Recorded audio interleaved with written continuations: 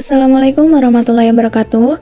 Baik, di sini saya akan menjelaskan ulang materi tentang menyusun kisi-kisi soal pilihan ganda dan membuat soal pilihan ganda. Nah, sebelumnya perkenalkan saya Irma Hesiana, NPM 20224064051009. Sebelum kita membuat atau menyusun kisi-kisi, kita perlu mengetahui pengertiannya. Nah, pengertiannya itu suatu format atau matriks yang memuat informasi yang dapat dijadikan sebagai pedoman untuk menulis soal atau merakit sebuah soal menjadi tes. Kemudian, bagaimana sih cara menyusunnya? Cara menyusun kisi-kisi tes pilihan ganda ini seperti contoh berikut. Nah, saya menggunakan mata pelajaran PKN pada kelas 4. Yang paling penting itu menentukan tujuan pembelajaran. Tujuan pembelajaran di sini mengetahui makna hubungan simbol dengan sila-sila Pancasila.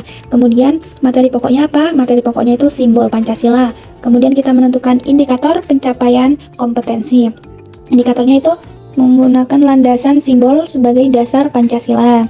Kemudian kita menentukan ranah kognitif itu termasuk C berapa. Tergantung kita ingin menggunakan C berapa. Jika kita menggunakan C1, kita menyesuaikan dengan TP-nya. Di situ karena TP-nya mengetahui, jadi ranah kognitifnya C1 gitu kan. Ranah kognitif itu ada beberapa tingkatan kan ya, ada C1, C2, C3 sampai C6.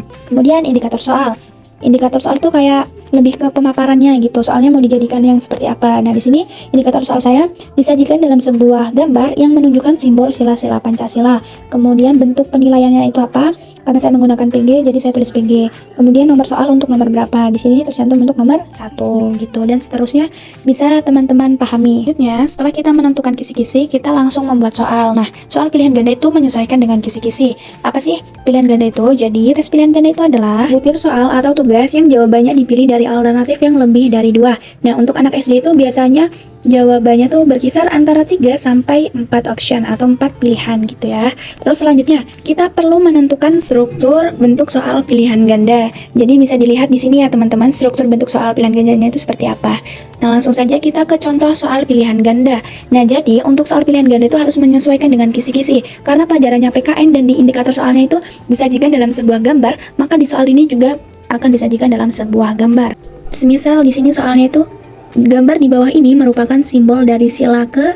Nah, jadi untuk peserta didik bisa melihat gambarnya, kemudian bisa menentukan pilihannya. Kira-kira yang benar itu option nomor berapa? Apakah antara A, B, atau C gitu.